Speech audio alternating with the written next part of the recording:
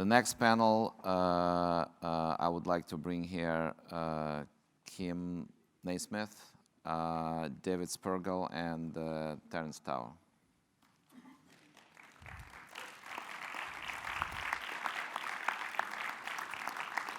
Kim Nasmyth holds the Whitley Chair at the Department of Biochemistry at the University of Oxford, where he has done seminal work on cell division and the molecular structure of chromosomes. Welcome. David Spergel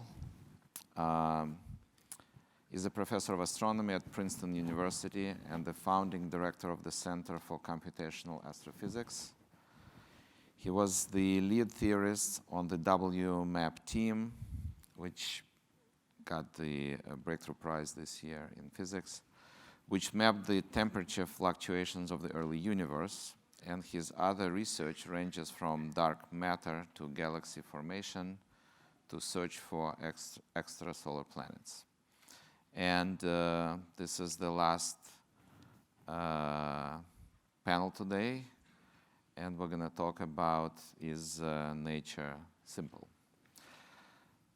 So, Kim, we'll go with you first. Explanations of the world have not always been simple. So they used to be myths and legends, pretty sophisticated concepts, but pretty big ones. They could cover hundreds of pages. Scientific explanations seem to do a little better in terms of simplicity, but why do you think they are simple? Simpler, at least. Yeah, I think there's, for me, there's two reasons. The first is, I think that when explanations get very complicated, they're much harder to test, they're much harder to refute. And so you have this very complicated, life, the explanation, the real explanation could be complicated, but establishing whether it's right or wrong may prove impossible because of its complexity. If your idea is simple enough, then something that is completely inconsistent with it is more likely to say it's easier for you to realize you're wrong, and you move on. I think there's a second reason, and that is that we know that very simple processes through iterative operations on those simple processes can give rise to much greater complexity, emergent properties of very simple systems. And so if you see that complexity, you may feel I need a complicated explanation of it, and yet we do know that if you see this complexity, it doesn't necessarily mean that the underlying operations that are giving rise to it are themselves complex. And I think ultimately the more simple your explanation, the more universal it will be, and the more capable it will be of generating those complexities through the simple operations of very simple processes. So I like simplicity, partly because I wasn't the brightest kid on the block at school, and I like things to be made simple enough that I can understand them. Terence Tao, sitting in the middle, is a professor of mathematics at UCLA. He has brought new insights to a wide range of mathematical fields, including harmonic analysis, combinatorics, partial differential equations, and analytic number theory. And somehow, over time, we just started to use more and more mathematics to explain the world around us. So why do you think it's happening, and why mathematics is so efficient in describing our world? Well, the universe does seem to have a simple basis, but the primitive objects of the theory are very far removed from our human experience. So we can't use anymore sort of our regular human intuition to understand particles or quantum waves or fields.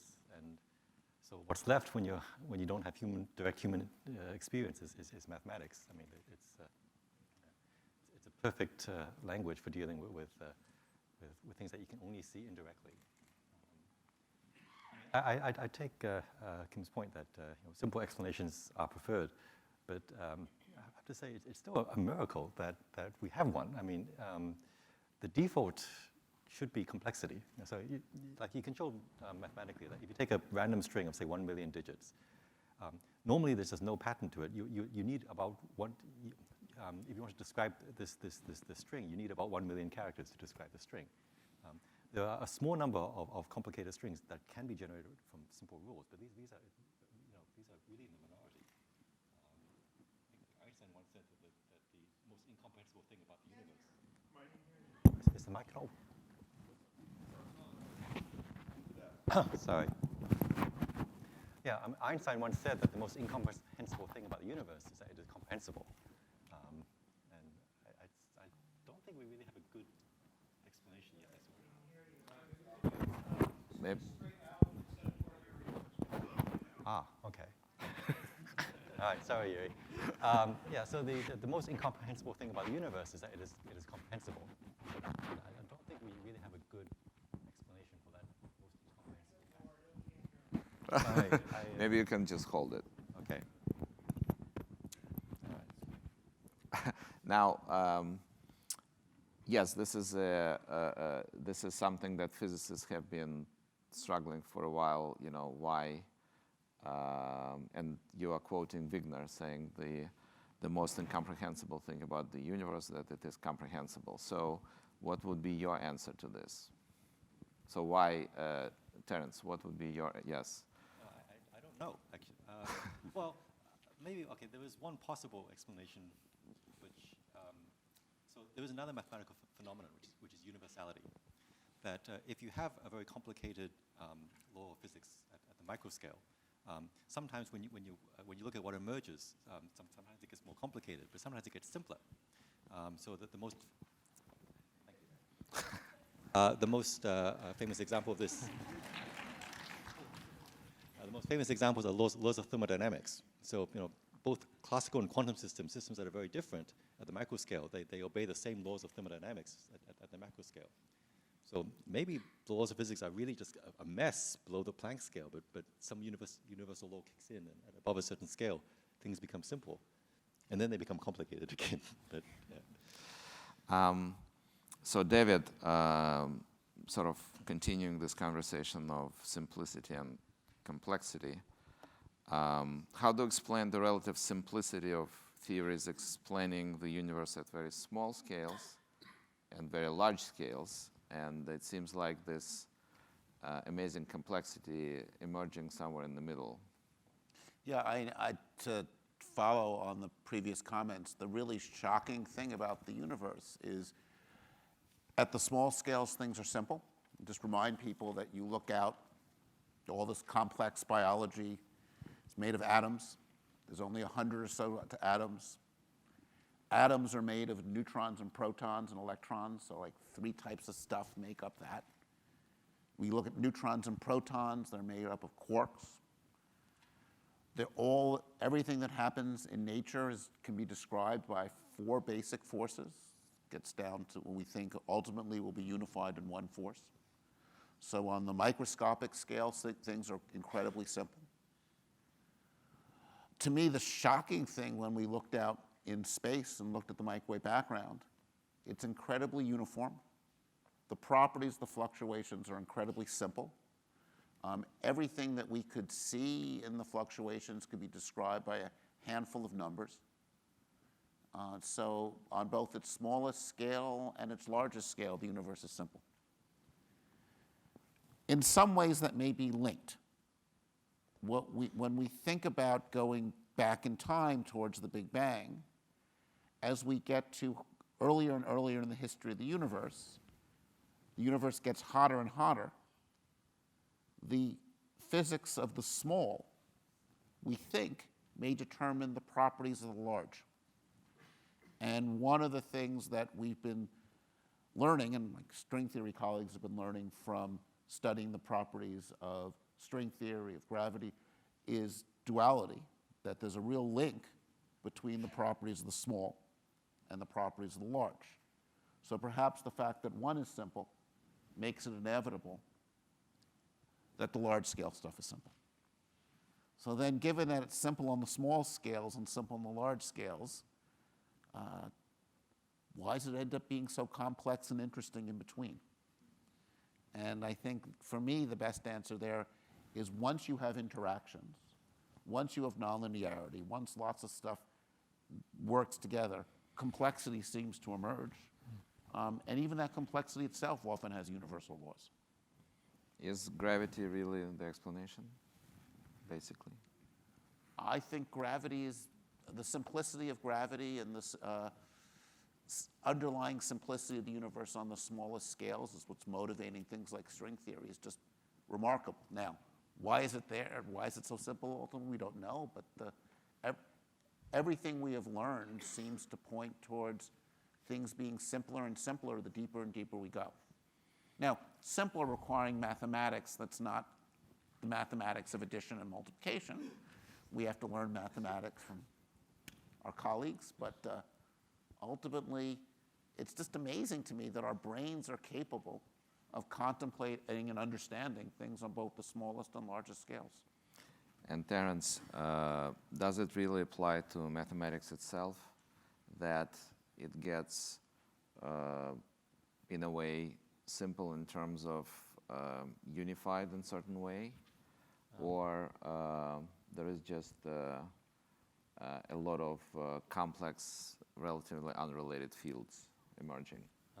Well, the trend over time has been towards more and more unification in mathematics.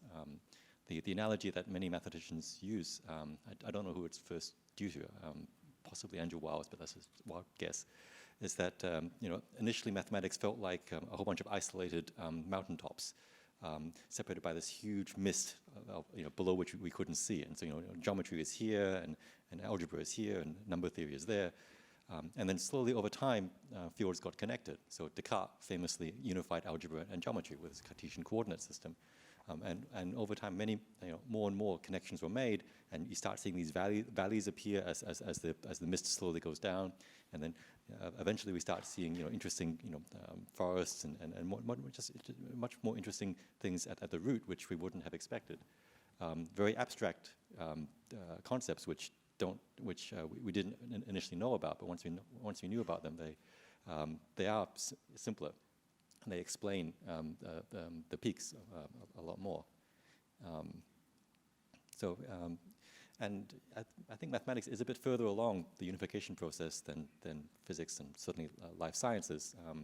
For example, physicists are still searching for the universal laws of physics, the grand unified theory.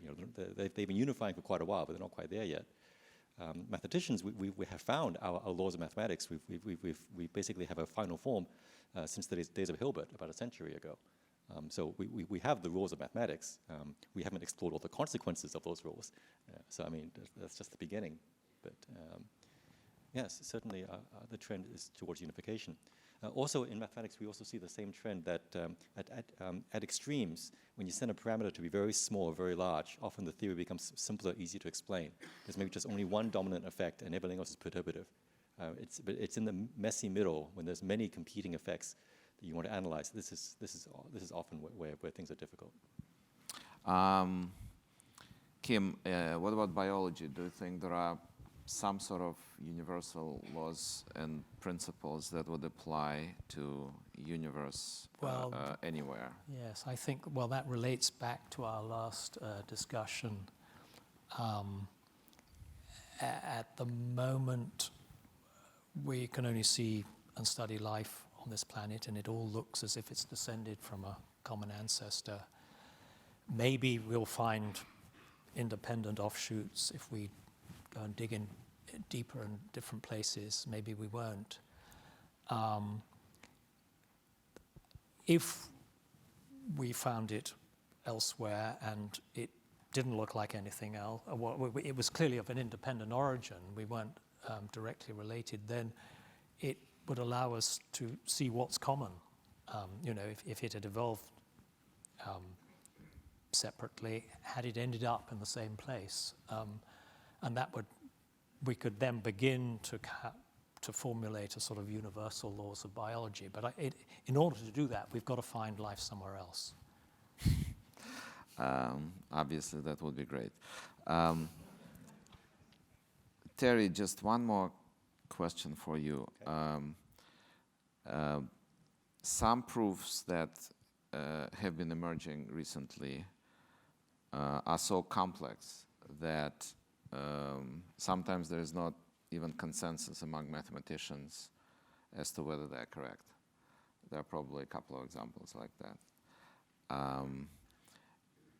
Is that always a temporary stage before someone else will simplify things, or they can just continue to be very complicated? In other words, would it be proper to assume that over time, if somebody was able to prove something in a very complicated way, then eventually there will be a simple, more elegant proof? I mean, this is certainly the trend. Often what happens,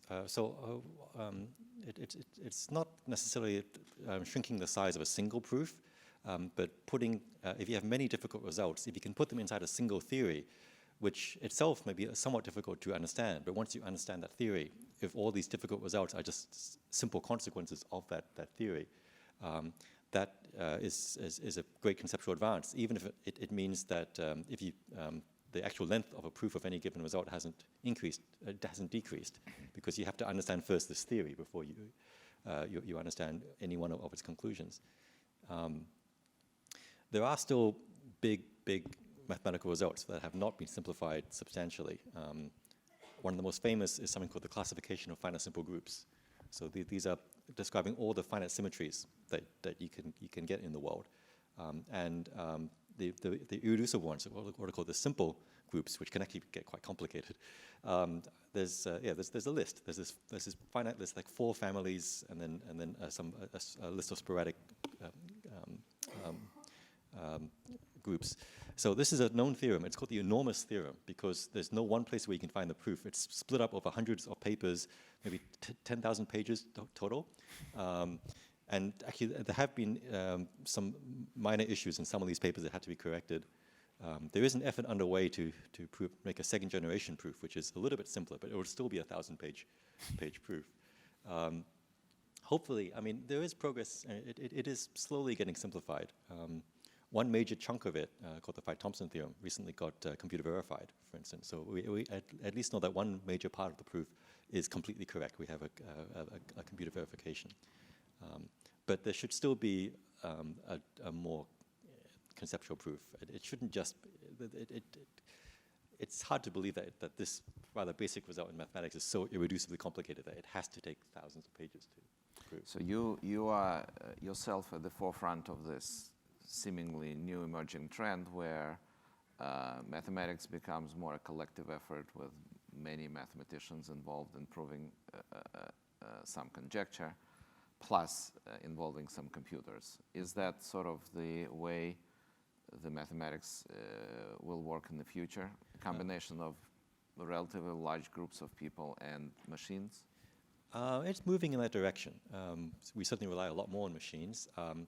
The type of questions we consider now are much more interdisciplinary. It used to be that we would, every different field, like we're stuck on these mountaintops. The geometers would only work on geometry questions. The algebraists would only work on algebra questions.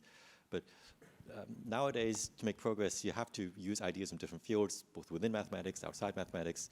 And so you need to talk to more and more people. And also with the internet, it's much easier to collaborate. It used to be you had to be in the same university, or at least physically be present, visit somebody for a long period of time. Now you can do it mostly online. So yeah, mathematics has become a lot more collaborative. I've been involved in a few projects that involved, maybe up to 100 people online. Not nearly as big as the physics and life science collaborations yet, but we are moving in that direction. Yeah, so that's going to be more and more of that as time goes by. Interesting. David, could the multiverse that we mentioned a couple of times today explain why our universe appears to be the way it is and being explained by more or less simple rules? Well, all right, I'm going to say something which I probably shouldn't say in Palo Alto. I don't think the multiverse is a testable and interesting scientific hypothesis. I think it doesn't explain anything. The way the multiverse tends to be used is together with the anthropic principle. The idea is that the universe is the way it is because that's the way we get to live in it. I find the multiverse solutions to these problems, it's a lot like asking me, you ask me, why am I wearing a black shirt today? And I answer, I'm wearing a black shirt. My answer would be, you wouldn't have asked the question if I wasn't wearing a black shirt. That's not a satisfactory answer. If the multiverse, the way we have advanced in science is by falsifiability, by developing hypotheses, testing them, that's why we do experiment, and ruling things out. Ideas that are not testable, it's interesting metaphysics, it's interesting branches of, perhaps interesting for philosophers. What has driven 400 years of scientific progress is the fact that ideas could be wrong. And the multiverse, I think, is kind of the last refuge of cowards. Oh, that's a bit extreme. Well, That's why it's great to have tenure. so why wouldn't be a good way to end our panels today? And I want to thank all the panelists, of course, including this one. Thank you.